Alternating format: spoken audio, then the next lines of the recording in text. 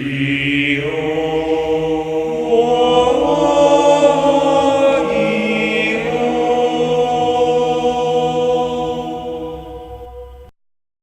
morning, YouTube, and today we have part 6 and the final part of the Danny Hour. This time he'll be profiling his ABCs. Alright, this is a deck that's kind of been long waiting, but I finally have a deck that's actually ready to be profiled, and let's get right into it. So we play the obvious, 3A, 3B, 3C, that's the obvious numbers, you don't want to play any less than these because, with desires, you have the potential to banish them. They're the main combo focus of the deck. B is obviously the best one because he searches.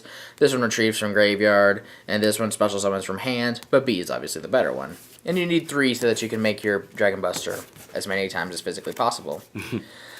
Then we have our starter cards. We play 3 Silver Gadget, 2 Gold Gadget. I would be playing 3 if I had it, but I only have the 2, so it works just as fine. Just basically seeing any of these, plus, the field spell and one of these guys, or just even the field spell for that matter, just like opens up the plays super heavily for this deck, and that's why I like it. And 2 Thrasher, yeah, you only really need 2 Thrashers, it's kind of a clog, so you really just use the 1 to special summon it, and then you can make your plays from there. And normally it was good against Kieran, but Kieran's banned now, so we don't have to worry about Kieran anymore with this deck. And 1 Max E, because it's at 1. It's a very simple monster lineup. Just our main pieces and our starter pieces. That's all we need for the monsters. For the spells, once again, we try to keep it simple with the spells. 3 Union Hanger. It's kind of the main starter card of the deck, one of the best cards in the deck. 3 Terraforming, to just make sure that we have as many Union Hangers in the deck as physically possible. Search it often. 2 Pot of Desires. We'd probably be playing 3 if we had a third. We'll try and make the space or just put it in general. Pot of Desires is super good in this deck because this deck does have the potential to brick, so being able to just extend your plays or just even kind of help you get started, because there's been several times when Pot of Desires has just helped me get started in this deck, so that's why you kind of need Pot of Desires in the deck. For the other spells, you do play 2 MST. You could probably swap these out for Twin Twisters if you so wish. I'm just playing MST in here because it's MST. So if I was to take this to a tournament, I'd probably swap these out for Twin Twisters. So keep that in mind. 2 Forbidden Chalice. It's kind of the same logic with Mermails. Forbidden Chalice is super good in this deck, especially when you're forced to go second. So that's why we like playing Forbidden Chalice in this deck. Double Dark Hole Raigeki. Once again, if we're forced to go second, or if it's in a late game situation that we're put into on the back burner, this will allow us to kind of help put ourselves forward and kind of get us there. And also, this deck doesn't -2 hard from having its own cards destroyed, so we can do that. But it's just board wipes; they're good. 1 Rhoda searches out all of the Photon Thrashers and allows us to kind of get going. And Instant Fusion. We only play the 1 because Nordin's at 1, and seeing Norden in this deck isn't too valuable. But just having the access to the Norden and running 4 plays is pretty necessary. So that's why we play only just the 1. I know it seems kind of random, but it's all you need. Traps. 2 Mirror Force. I like playing regular Mirror Force because My Body's a Shield hasn't been popping up as often, I've noticed, in deck lists. Or even in side decks for that matter. So regular Mirror Force will do just fine. But if you wanted to run like Storming or Quaking, you could. I really like regular Mirror Force. It's nostalgic, and it works just as good these days, honestly.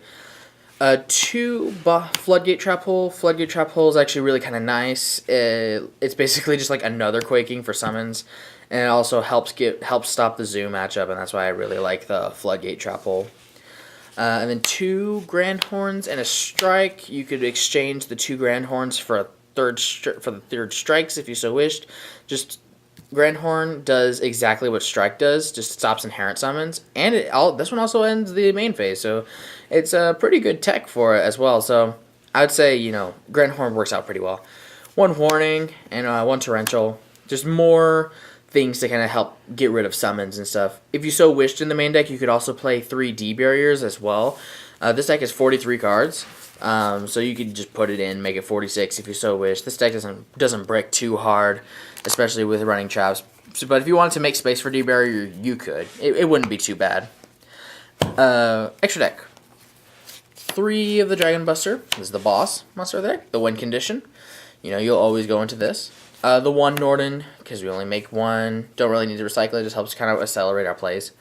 For XYZs, we play 1 Tsukiyomi. This is the main play starter of the deck. Allows you to draw cards. Make sure your ABCs are into the graveyard. Direwolf. It's a space clearer, as well as it gets our materials to the graveyard as needed. It's a good -1. I would probably play this in this deck over Tornado Dragon in the future.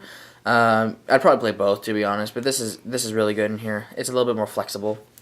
1 Minerva. When the English one comes out, we'll have one for this deck, but just being able to mill our potential materials is super, super good. I play 2 Emeralds. I like being able to kind of recycle my materials as often as physically possible, and Emerald and just any deck that can use it is super good, and that's why I decided to run 2. 1 Giganex. Thank you for AJ for letting me borrow his. I can't find mine. I don't know where it went, but so we do play the 1 Giganex to kind of help search our materials, and it's also just a big body as well, so it's really good. 1 Abyss Dweller. Abyss Dweller is really good going into the next format, so Abyss Dweller is going to be really handy. 1 Castel. It's basically another Direwolf essentially. It just can't clear back row, and that's why we run Direwolf as well. 1 Giant Hand. It also sends both materials to the graveyard, so Giant Hand is actually pretty good. So Phoenix Chain on legs, and then we play the Utopia package. It sends both materials and allows us to essentially just kind of steal games as needed. Utopia package is good. That's it for this deck profile. ABCs is a really cool deck that I picked up because it's really cheap and it's really easy to assemble and has a very simple playstyle and premise. A lot of people say this deck is bad now, but ABCs are still very good. We still see ABCs topping every now and then. I think ABC are a pretty decent deck, and going into Link format, they wouldn't be too bad because it doesn't need the extra deck so heavily. It only needs like maybe 1 or 2 cards going from their extra deck. And as long as Union Hanger stays at 3, I think this deck will still be very good. It's very cheap, and if you want a simple, effective deck to kind of help challenge the meta, this would be pretty good. You might struggle against Pales, but this is pretty good. And it also mixes well with Zoo if you wanted to do that as well. But yeah, that's it for ABCs, and I really enjoy the deck.